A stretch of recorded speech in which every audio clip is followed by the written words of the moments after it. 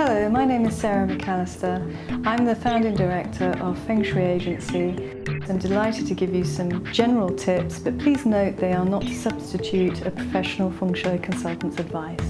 It's really important to have an attractive reception space, particularly if you're welcoming the public into your office, but also if you're just welcoming your staff, because the first impressions really do count.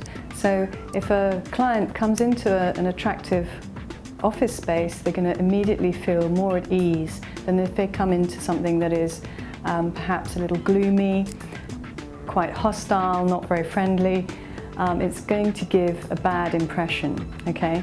Now, you don't necessarily need to be a Feng Shui consultant to work that one out, but there are certain directions that you can tap into in your reception which will create a better atmosphere, okay? And those can be calculated with the Feng Shui compass. So clear signage is also really important for a business. Clear wayfinding. There's nothing worse than turning up to a company and you're not sure where they are in the block of, in the building that they're occupying. A clear brand is really strong as a statement when you enter the reception.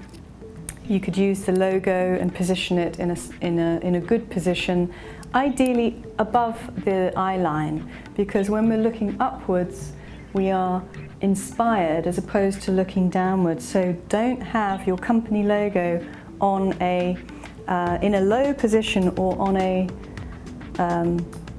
floor mat.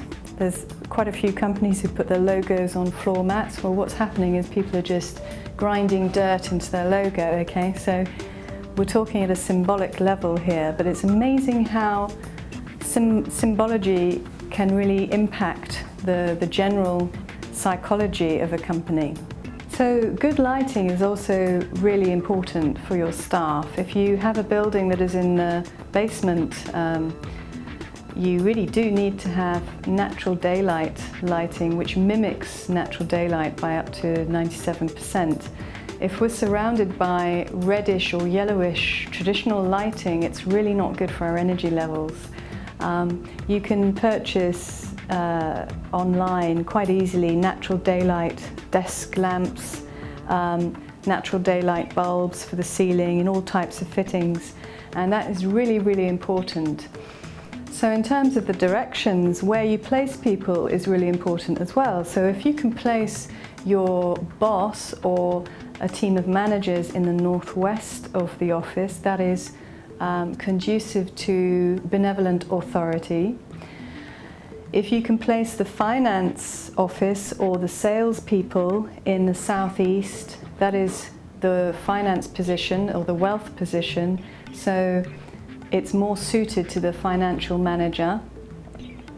It's also really important to realize that an office space is not just about work, and if you can try to create a relaxation area for your staff, it will be a really wise investment, because people need a space where they can go and recharge.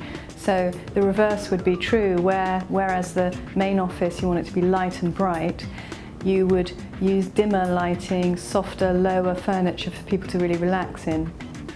Some offices even have creativity zones where they've got basketball nets and things like that, because when we play, we're more creative.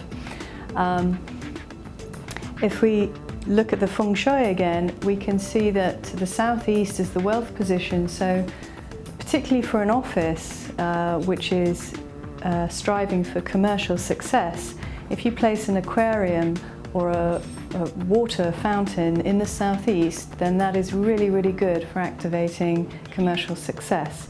I would issue one warning though: you don't want to be activating that on an inauspicious day, because Feng Shui is as much about timing as it is about space.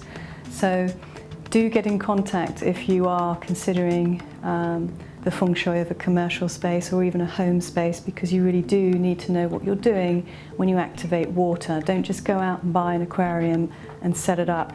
You need to plan that quite wisely. In terms of staff communication, it's helpful to have the staff sitting with their backs protected by a wall, and also so that the staff are facing each other. In today's open plan offices, invariably some people are sat with their backs completely exposed. If you can try putting troughs of plants or low-level filing cabinets or anything you can to protect people's backs, it's really important. And so also when people are looking inwards to each other, they are communicating better rather than being isolated in these little pods and not being able to see each other.